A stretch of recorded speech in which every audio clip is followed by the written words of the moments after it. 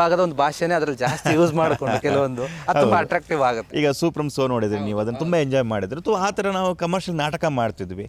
ಆಮೇಲೆ ಏನಾಯಿತು, ನೀನಾಸಮ್ಗೆ ಹೋದಾಗ ಆ್ಯಕ್ಟಿಂಗ್ ಬಗ್ಗೆ ಒಂದು ಗಾಢವಾದ ಎಜುಕೇಷನ್ ಸಿಗ್ತಾ ಅಲ್ಲಿ. ಇದೊಂಥರ ಬೇರೆ ಥರ ಪ್ರಪಂಚ, ಆ್ಯಕ್ಟಿಂಗಲ್ಲಿ ಈ ಥರ ಬೇರೆ ಬೇರೆ ಆಯಾಮಗಳಿದ್ದಾವೆ ಅಂತ ಗೊತ್ತಾಯಿತು.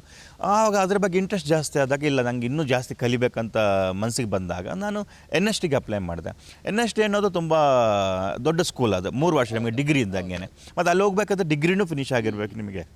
ಅದಲ್ಲದೆ ಥಿಯೇಟ್ರಲ್ಲಿ ಸಾಕಷ್ಟು ಎಜುಕೇಷನ್ ಇರಬೇಕಾಗತ್ತೆ. ಡೈರೆಕ್ಷನ್ ಮಾಡಿ ಅಥವಾ ನಟನೆ ಮಾಡಿ ಇದೆಲ್ಲನೂ ಕ್ವಾಲಿಫಿಕೇಷನ್ ಇರುತ್ತೆ. ಇದನ್ನೆಲ್ಲ ನೀವು ಮಾಡಿ ಅಪ್ಲಿಕೇಶನ್ಗೆ ಫಿಲ್ ಮಾಡಿದಾಗ ಅಲ್ಲಿ ಫಸ್ಟ್ ಇಂಟರ್ವ್ಯೂ ನಡೆಯುತ್ತೆ ಬ್ಯಾಂಗ್ಳೂರಲ್ಲಿ.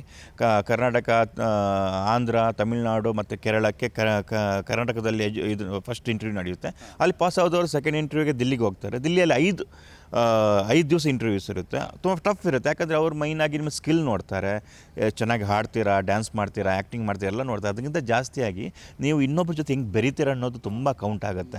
ಯಾಕಂದರೆ 3 ವರ್ಷ ಒಟ್ಟಿಗಿರಬೇಕು. ಸರಿನಾ? ಕಬ್ಬಿಣ ಜೊತೆಗಿದ್ದಾಗ ಹೊಡ್ಕೊಂಡ್ರೆ ಬೆಂಕಿನ ಹತ್ಕೊಂಡ್ಬಿಡುತ್ತೆ.